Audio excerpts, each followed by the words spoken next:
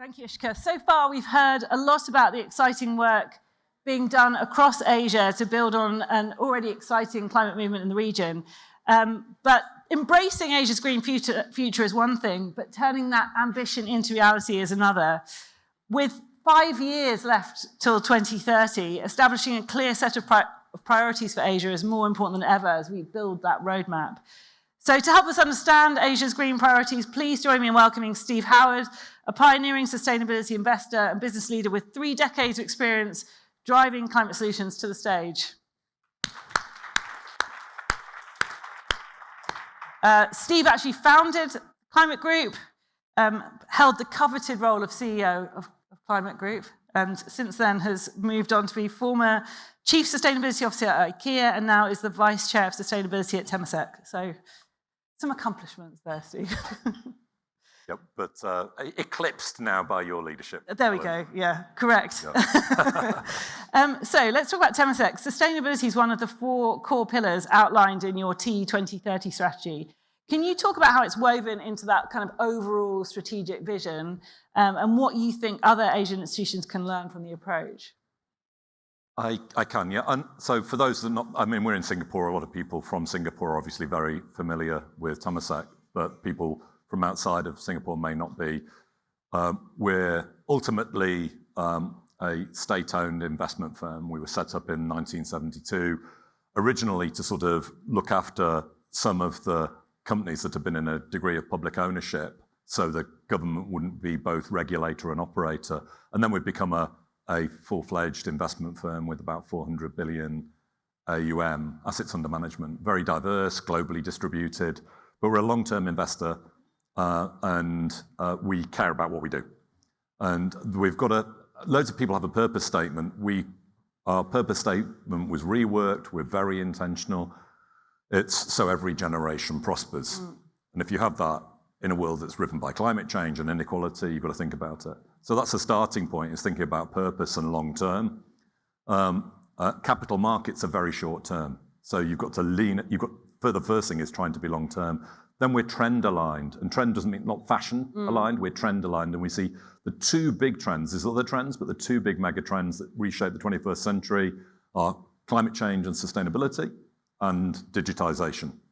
And we're in the early phases of those. So they reshape everything through the century. So we look at all of our investments, whether they're in the investment teams that we have, and say, what does that mean for their strategies? Whether you're in logistics and mobility, so our energy and industrials has become new energy investments.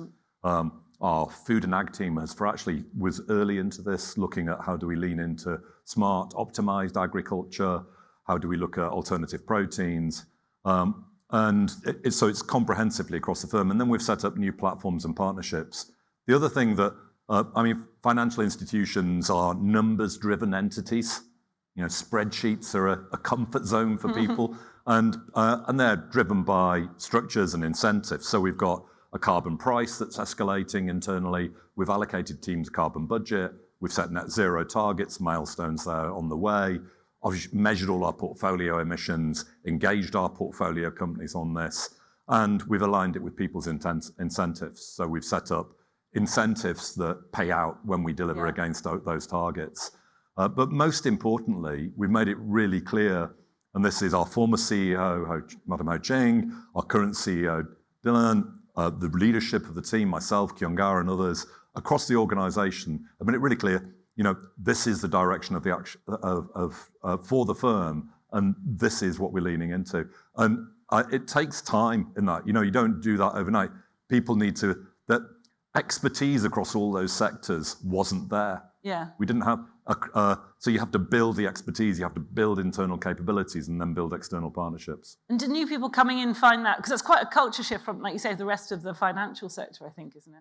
But there's actually, I think we've got a growing number of kindred spirits, I think, particularly amongst if you're outside of the financial sector, it's sort of like one big fuzzy space, and it's very confusing. But asset owners, so principal investors, so those are pension funds, family offices, endowments, sovereign wealth funds, other long-term vehicles. They have a different perspective because you're investing for the long term, And you should, like if you're a pension fund, you may be having someone join the firm today and you could be paying their pension in 70 years' time. So the asset owners are different from the asset managers. Asset managers are just responding to clients and to market trends, and they're selling services and are trying to pull in money. Principal investors are different. So we've got a lot of kindred spirits there, I think, where people are looking now and they realize, the best indicator of our long-term financial returns is economic growth. So in a declining economy, it's really hard to make money. In a growing economy, it's hard not to make money as a large investor. So it's our new fiduciary responsibility. Our responsibility to our shareholder is to invest to create that future. It's to invest to tackle climate change, even invest in the hard to do things.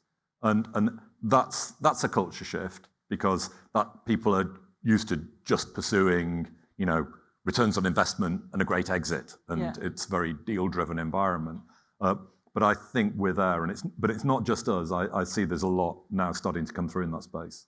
Great. And given Asia's distinct needs and opportunities, what strategies can businesses and governments employ around sort of the green transition and collaboration and so on? I mean, it's been clear for a long time, and this is probably, I'm going to repeat, it's like a climate group meme message, but I think it's really important. For governments, I think it's setting clarity of long-term direction. We came out of a climate group conference alongside, 18 years ago, I think, long, loud and legal. So you don't need luxury incentives, but you need a policy framework. And there's lots of different ways of designing policy. A policy framework that clearly leans towards the clean economy and favors it. And then that will drive, investors can invest against that, businesses can plan against that, it creates certainty. So policy risk is still one of the biggest factors that slows down investment and business innovation in this. So that's the first thing for policymakers. Do it, and the business will flow if you create clarity around that.